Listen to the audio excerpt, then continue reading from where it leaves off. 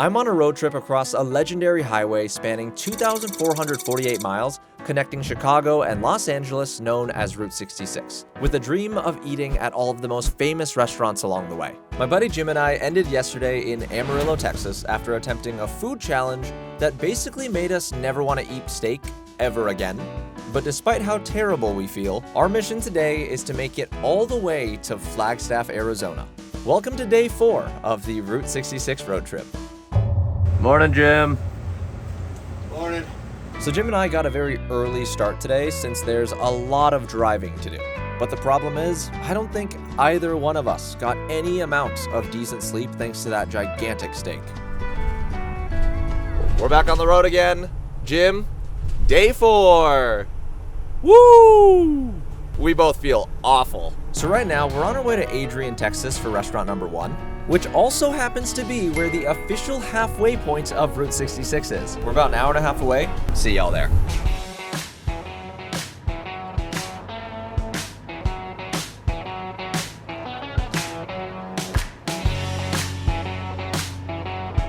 Ladies and gents, we've officially made it to the halfway point of the entire Route 66. And in front of us is the Midpoint Cafe. This restaurant was established in 1928, and one of its former owners, Fran Hauser, helped inspire the character Flo from the movie Cars. I honestly love how many Cars references there are on this entire trip. Jim, how excited are you that we are officially at the halfway mark? I love it. Are you ready to eat yet? No, not after last night. Yeah, we're both still hurting a little bit, but we're gonna do our best.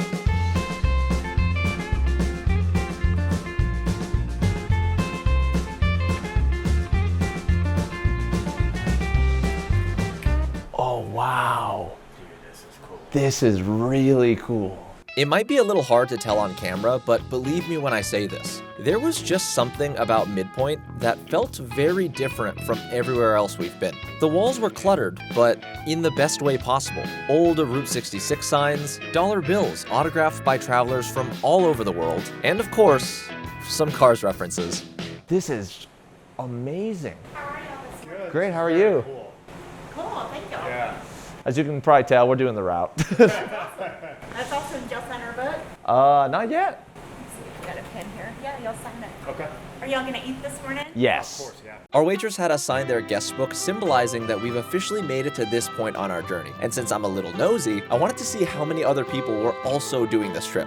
2 days ago, there was people from Austria and Russia here. That is insane. So I'm sure everyone can already tell from our initial reactions, but Jim, what are your thoughts on the vibes? I mean, it is awesome. This is Americana.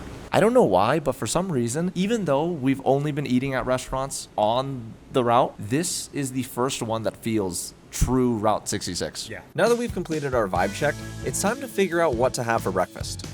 This is a small thing I just noticed, but out of all of the restaurants we've been to so far, the Midpoint Cafe actually has the smallest menu, which personally I like. They got the Midpoint breakfast, Texas pancakes, biscuits and gravy, and a hearty breakfast sandwich. The breakfast sandwich does sound pretty good, but after the steak last night, I don't know if I can eat all that food.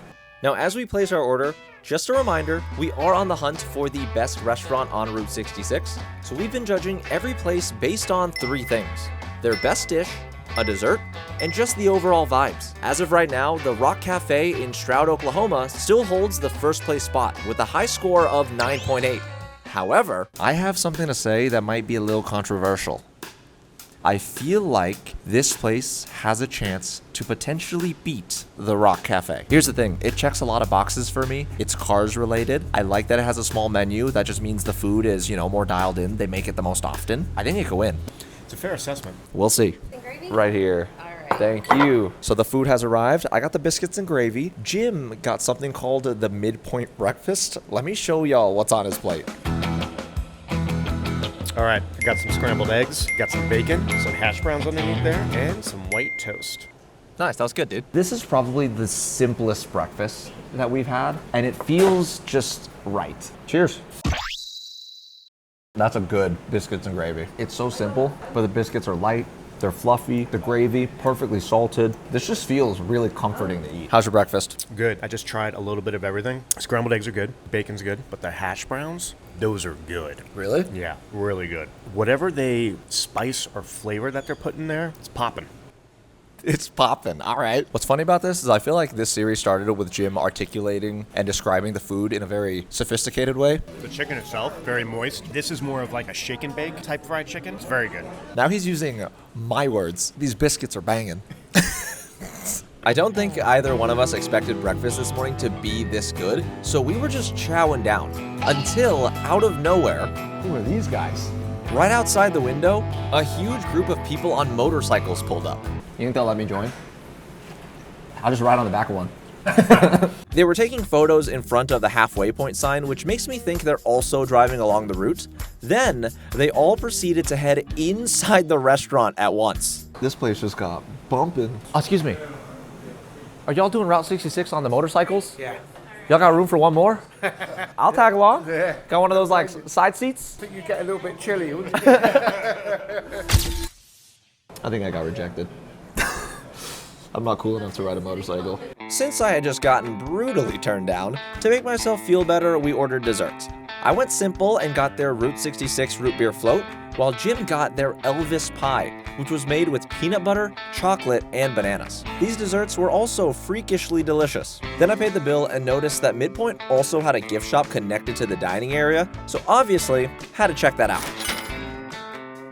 Breakfast is over, and it's time for our scores. Jim, I'm gonna let you go first. I already have mine in mind. 9.2. 9.2. Yeah. That's really high. Honestly, because of the vibe of this restaurant, how great the service was, and how good they made just simple cooking, I'm giving it a 9.6. Wow. I did not expect this place to come that close to the Rock Cafe, but it deserves every single point it got. With both of our scores added up, that gives a Midpoint Cafe a total of a 9.4, earning it the second place spot. Rock Cafe is still number one, but that was very close. Now what happens next is a little hard to explain. On our way out, we stopped to film some more B-roll of the restaurant, and one of the guys from the motorcycle group named Andy asked if I wanted to take a photo on his bike. I didn't realize this until we started editing, but I guess he was listening in when I asked the first guy inside the restaurant if I could join the motorcycle group. Andy also let me borrow his motorcycle jacket, so obviously there was no way I could say no. We started talking afterwards, and he told me that he's from the Isle of Man, which is a super small island between England and Ireland. He's on vacation in the States right now because him and this entire motorcycle group was doing a huge 2-week-long Route 66 trip together. So the first day we did 200 miles. I've never ridden 200 miles before. What has been your favorite aspect of the drive? I'm just amazed at how big everything is. Yeah. Yeah. That's America for you. Have you met really cool people along the way? Oh, loads. And in our group, we have Polish, Irish, Los Angeles, there's New York. Everybody's here. It's great. Honestly, I think that's been my favorite part of the trip, just meeting cool people along the way, meeting you. Yeah, thank you. He let me take photos on his motorcycle. I've never even sat on a motorcycle before. That's so cool. And he didn't burn himself. He's doing well. Well, it was nice meeting you, man. Okay. Safe rest of your trip. Thank you very much. We just said bye to the biker group. We got a very long drive to the next restaurant, but man, this might be the most fun I think I've had at one of the restaurants. Yeah, that was so much fun. You ready to get going?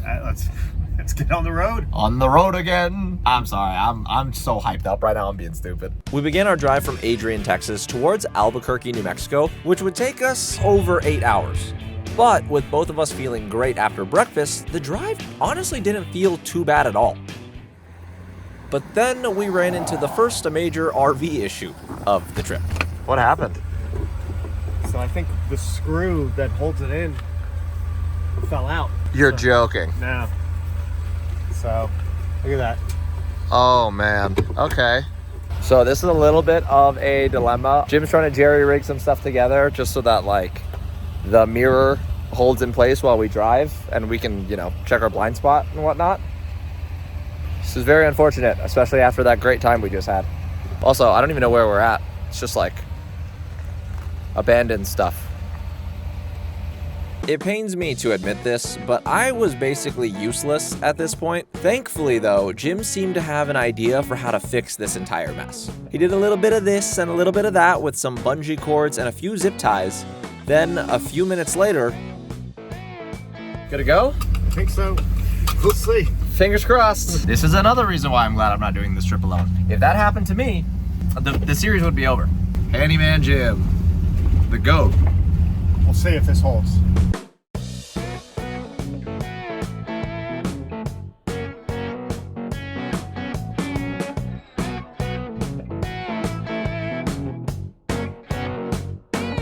So far, our jerry-rigged mirror is holding up. Props to Jim. One thing we did learn, and have been learning about the route though, is that the road sucks. Awful. So many potholes, so many bumps, but hey, we're moving. Next stop, Albuquerque, New Mexico. Now, believe it or not, Jim finally let me get behind the wheel so he could fly our drone. And honestly, this section of Route 66 has to be the coolest part of our drive so far.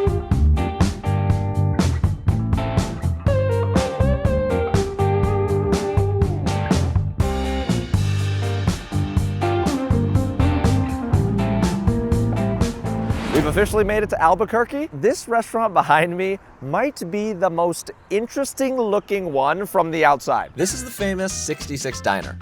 Originally built as a gas station in the 1940s, at the time, this building's clean, curved exterior was considered futuristic and modern. Then in 1987, it underwent a crazy transformation into a restaurant, embracing a retro 1950s theme. We've been driving for a very long time, so your boy is actually starting to get hungry. Jim, let's roll. Let's do it? Are you hungry yet? No. I don't know how I'm hungry, genuinely.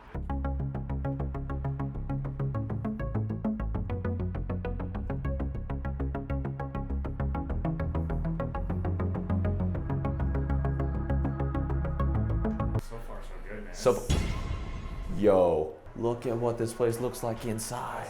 This place looks sick. So I've actually been to quite a few 50s themed diners during my life, but none of them have been as decked out as this one. It's not an exaggeration to say it kind of feels like you're walking into a 50s time capsule.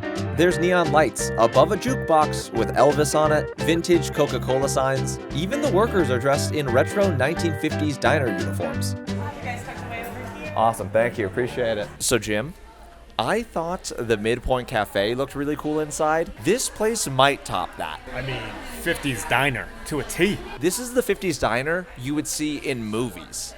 Oh my gosh, I cannot believe this is a real place. We gotta do the vibe check. How we feeling? Real good. Real good. The vibes here, great. Now obviously this restaurant serves diner food.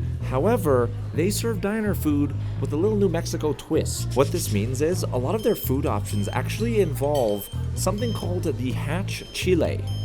I don't know if I'm saying that right. I don't know if it's chile or chili. Regardless, this special pepper can only be grown in the Hatch Valley, which obviously is in New Mexico, and it's considered the state's pride and joy. Since learning about that, I feel like it's only right that I order the 66 burger on the menu. Obviously, it's Route 66 themed, and it comes with the New Mexico green chili. Chile. Again, not sure how to pronounce it. Jim, you know what you're gonna get? No, I'm trying to stay away from steak or beef, but I'm looking at this sloppy Joe. Is that crazy? Sloppy Joe sounds good. I feel like a Sloppy Joe is what you would get at a classic 1950s diner. You know what I mean? Or your 6th grade cafeteria. Two great times of a boy's life. We placed our orders, and despite how busy the restaurant was, it didn't take long at all to get our food. Ooh. That looks so... Whoa. Excellent. I like that reaction. Thank you so much. Dude, this burger is insane. So Jim actually ended up getting a Reuben sandwich instead of a Sloppy Joe. A little boring, but fine. Meanwhile, this right here is 66 Diners, 66 burger with 66 fries. This is like the ultimate Route 66 meal. Everything on this plate is Route 66 themed. On the fries here, I think these are the Hatch chili peppers. I kind of want to try one by itself just so I know what flavor to expect. Oh, that's interesting. It's spicy, but like when you first bite into it, it's kind of sweet. A little smoky too. That's good. It's popping. It is popping. I'm curious how it'll taste on the actual burger. Let's do this.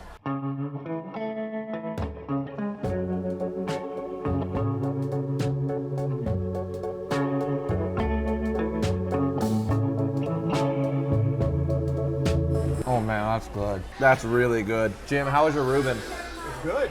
Yeah? Good. Yeah. There's so much flavor in this burger.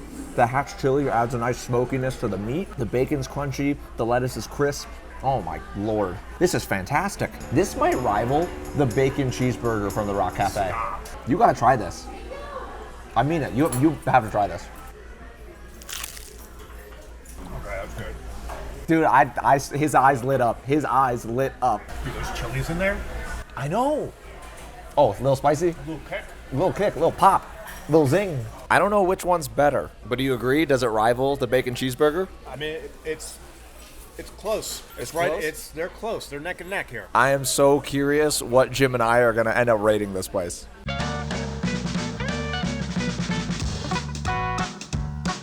Jim, you know why I got a peach cobbler? No. Because we also got a peach cobbler at the Rock Cafe. Oh, that's right. We're really putting things to the test here. This is probably the closest one-to-one comparison of food items. Ready to try it? Let's do it.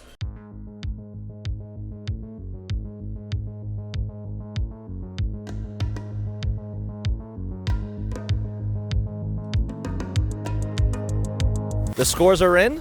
Jim, you ready? Mm-hmm. Jim literally liked this place so much, he ordered a chocolate vanilla shake to go. Very good. Anyways, for my score, I'm giving 66 Diner a 9.8. Get out. Here's why. The vibes were immaculate. I've never seen a diner look like that outside of like Disney World. The food was really good. I really, really like those peppers. It was interesting. It was something I've never had before. And that peach cobbler, I'm pretty sure they spiced it with like cinnamon and nutmeg. It felt really homey and comforting. It was unreal. Jim, what do you got? I got a 9. A 9? Even. Listen, same thing as you. I really liked it. But unlike some of the other places that we saw on Route 66, didn't have the same vibe as them. Oh, You know okay. what I'm saying? The food was great, all that stuff. I could see myself coming here once a week, but the Route 66 vibe just wasn't there for me. Interesting. Well, there you have it. Unfortunately, even though the diner did look really cool, it just didn't fit Jim's idea of classic Route 66 ambiance, which, now that I'm looking back on it, that does make a lot of sense. Regardless, it would be unfair to change my rating, which means the 66 Diner gets a total score of a 9.4, making it tied for second place. Now, as much as we'd both love to be done driving for the day, in order to stay on schedule, we still had another 5 hours to go in order to make it to our next RV park all the way in Flagstaff, Arizona.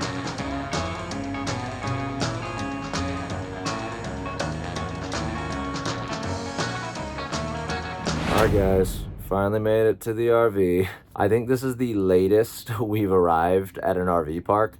It's like 1 in the morning right now and I'm beat. I don't even know how many miles we ended up driving today. Jim's the GOAT because he literally drove basically all of it. Tomorrow's episode is going to be a big one because the game plan is for us to finally make it to the end of Route 66. This has been a very long and exhausting past few days. But honestly, it's a little sad knowing that this series is about to come to an end, especially because I've had so much fun filming this. And not to mention, I have learned so much more about just this road and honestly, like people in general. I've always imagined doing a trip like this, but never thought I would actually do it.